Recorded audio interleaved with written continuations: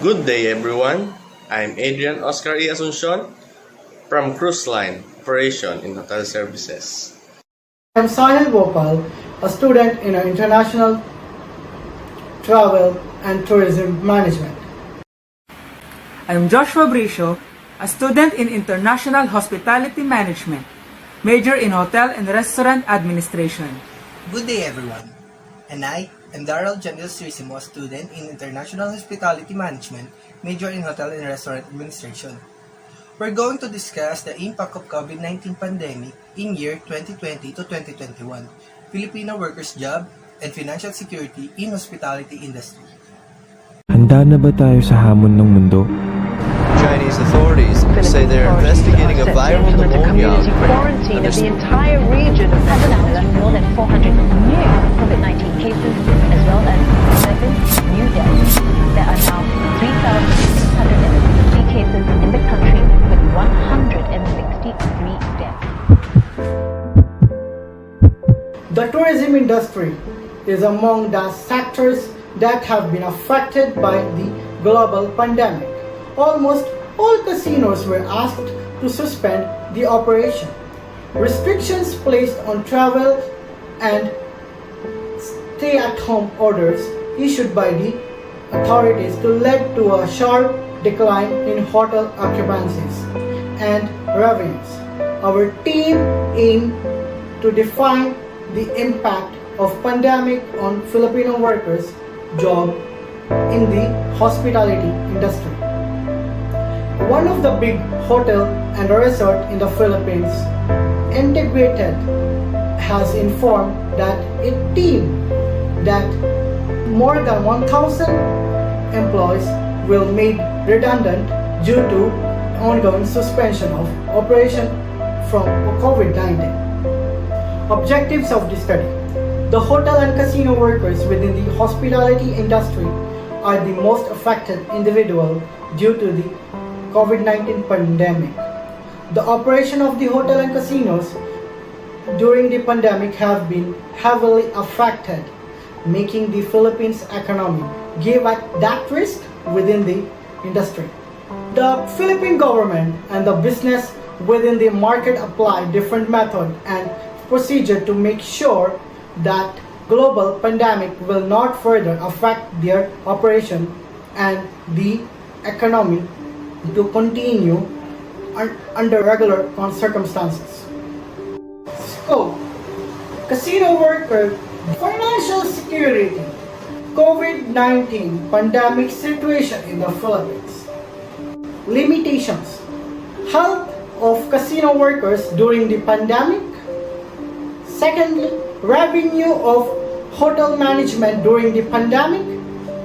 And lastly, status of the tourism employer during the pandemic. Definition of terms: management, ECQ, enhanced community quarantine, ECQ lockdown. The Filipino workers, financial security, pandemic, hotel, casino, management. Methodology is composed of research design and method applied. The research approach, the setting place of the research, the respondents, the type of method used to gather data, and the procedure that was used by the researchers to collect data needed to meet the objectives of the study. Research design used the qualitative research method to gather information and gain a deep understanding of the perceived experiences of Filipino workers in dealing with the language diversity at their workplace. Our participants are from the well-known Manila Bay Hotel. We aim to focus and explain the factors on how it affects the work performance of staff in dealing with the pandemic perceived with their experiences.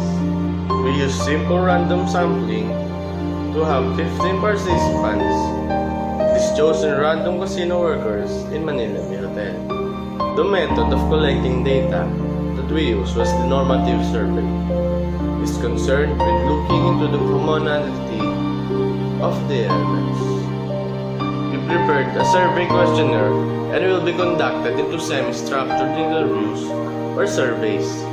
Through our 15 participants, we prepared platforms in which the respondents of the staff is working in the casino will express their experiences and their behavior, opinion in the workplace.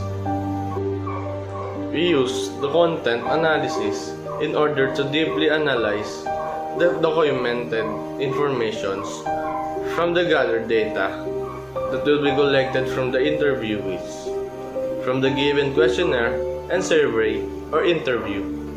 Researchers use content analysis to classify the data from the respondents, identify the intentions, focus, and pandemic effect at their employment, and determine the emotional state of the respondents based on their perceived experience during the crisis.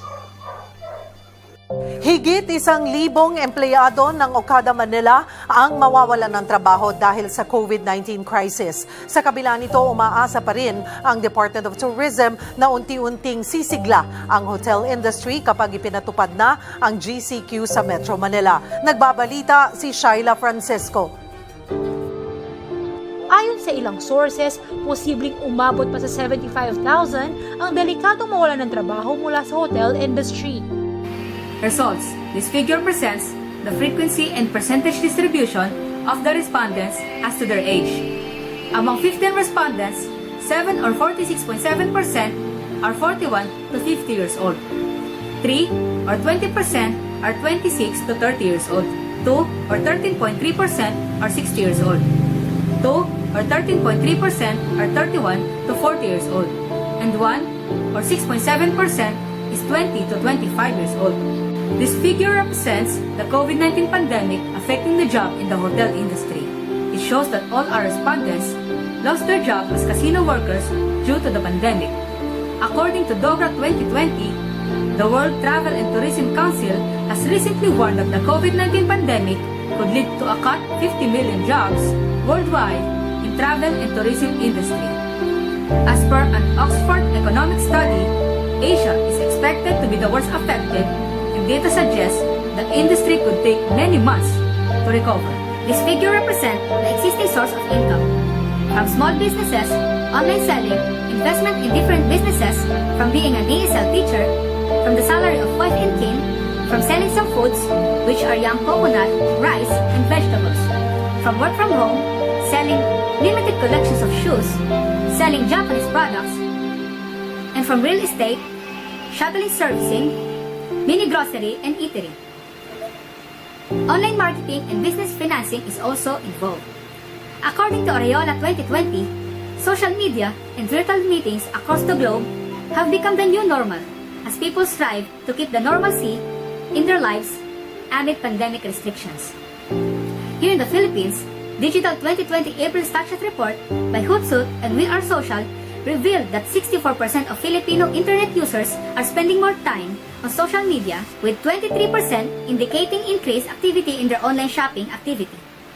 And according to VIAS and Botakheyo 2020, due to the pandemic, most if not all workers experience work from home. Hence, work from home has become a policy priority for most governments. In doing so, the policies must be made keeping in mind the practically for both employers and employees. This figure represents the financial aid from their previous job. 11 out of 15 respondents have no financial aid from their previous job. 4 of them had financial aid from their previous job, but 1 of them is insufficient. According to GSR 2020, workers across the local and overseas employment sectors who have been affected by the global pandemic were assured of the government financial assistance. To avail the assistance, LGUs were advised to submit to the nearest Dole Field or regional offices work program and beneficiary profile form. This figure represents their alternative to earn is from online selling, from selling some foods, which are young coconut, rice, vegetables, and also from investments. Also from selling and retailing Japanese product, and lastly, food deliveries. According to Silvernote 2020, online business is a brisk. It is also a good alternative income while waiting for the lockdown restrictions to ease. And according to Moriarty 2020, we have come up with different strategies to keep the business going and engage with our customers. This figure represents the support of the Filipino workers in the hospitality industry during the COVID-19 pandemic. Someone says, if the lockdown loosens up, we will go out of towns in order to support our local tourism. Then the two of them says that in the situation of the pandemic, no one will stand for support and don't have any idea. The government uses the hotels for quarantine facilities and they make loans available for everyone. The government also helping and assisting the community with ayuda, and they provide alternative work for everyone. They also provide regular checkups, free bus rides for 8-4, free swab tests and vaccination, and supporting restaurants by takeouts and deliveries. They prioritize locals such as local travel, food and handicrafts, and other products made by the local farmers and businesses. Some participants said they support the Filipino workers in the community. Lastly, one of the participants says that it is important to have moral support. For the summary, the COVID-19 pandemic has given the world a rise in poverty. Everyone should be aware of what tragedy can bring to us of COVID-19. And because of that, a survey was conducted to the 15 casino workers of Manila Bay Hotel to know how COVID-19 affects their job. As the results, we found out that a majority of the respondents are affected by the COVID-19 pandemic. In addition, all of them lost their job as casino workers at the Manila Bay Hotel. We found out that the majority of the respondents' sources of income are earnings from online selling. Few of them stated that it's from their investment, and some of them found another way to have an investment. We found out that the majority of the respondents have no financial aid from their previous job, and few of them had of it. Few of the participants stated that they got no supports by the government. Also, we found out that the majority of the respondents' alternative to earn is it to be an online seller for them to pay their electricity and daily necessities. Few of them found another way just to survive in everyday. And lastly, we found out that the majority of the respondents stated that the government are supporting the community by providing free services and cash assistance for the people affected by COVID-19 pandemic. In addition, the government uses the hotels for quarantine facilities. Some of the respondents are supporting also Filipino workers in the hospitality industry during pandemic, and few of them have no idea about this.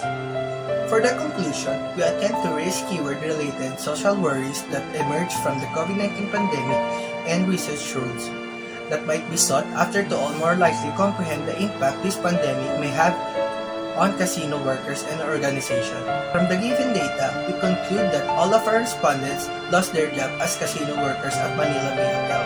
To sum it up, all of the respondents are affected by the COVID-19 pandemic. Also, the majority of the respondents have no financial aid from their previous job. These respondents' incomes are just to pay bills and for their daily necessities.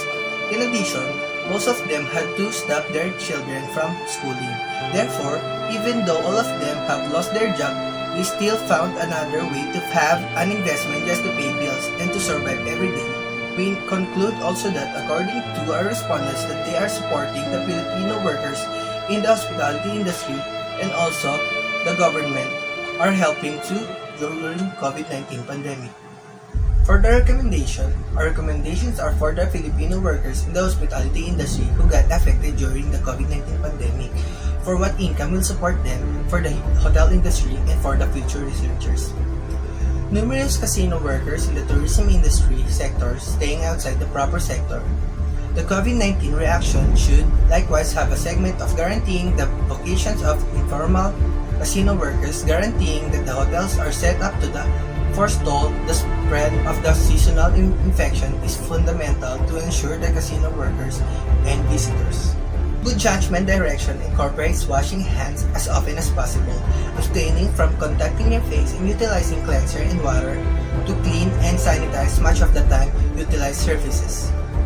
Lastly, for the future researchers, even though we use the qualitative method in this research, we advise to use the same topic but using the qualitative and quantitative method. In this case, we can also use interviews to get more information and opinions. Thank you for watching. For watching. Congratulations, everyone.